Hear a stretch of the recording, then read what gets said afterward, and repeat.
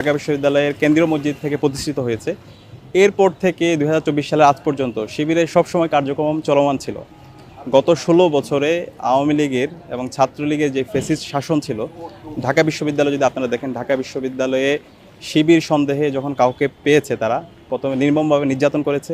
নির্যাতন করার পর হল থেকে বের করে দিয়ে থানায় দিয়েছে এবং শিবিরকে দানব আকারে এই সমাজের কাছে তারা হাজির করেছে। শিবিরের সব ধরনের অধিকারকে কেড়ে নেওয়া হয়েছে। শিবির যে একজন মানুষ, এই মানুষের যে ন্যূনতম অধিকার, সে অধিকার পর্যন্ত ছিল না। সে কারণে আমরা বাধ্য হয়ে পাবলিকলি আমাদের কাজগুলো করতে পারিনি, কিন্তু সাধারণ শিক্ষার্থীদের যে দাবি দাওয়াগুলো, সাধারণ শিক্ষার্থীদের যে প্রত্যাশাগুলো ছিল, সে আলোকে আমরা সবসময় তাদের সাথেই ছিলাম। আর আমি কখনো ছাত্রলীগের সাথে ছিলাম না, ছাত্রলীগের কোনো পোস্ট আমার নাই।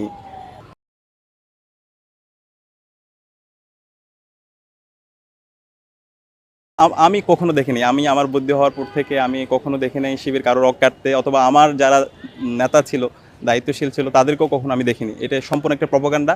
একটা হচ্ছে দীর্ঘদিন ধরে যে ফেসিস্ট যারা ছিল, তারা এই ধরনের একটা প্রপাগান্ডা তৈরি করে মানুষের মাঝে একটা ভয়ের সংস্কৃতি, ভয় তারা ঢুকিয়ে দিয়েছে।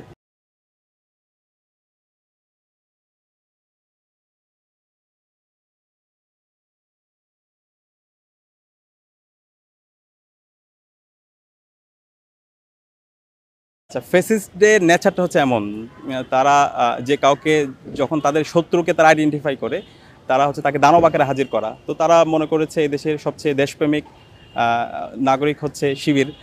দেশের জন্য যদি জীবন দিতে হয়, সবচেয়ে পরীক্ষিত সৈনিক হচ্ছে শিবির। ওই জায়গা থেকে তারা টার্গেট করে, শিবিরকে টার্গেট করে তারা বিভিন্নভাবে প্রপাগান্ডা চালিয়েছে।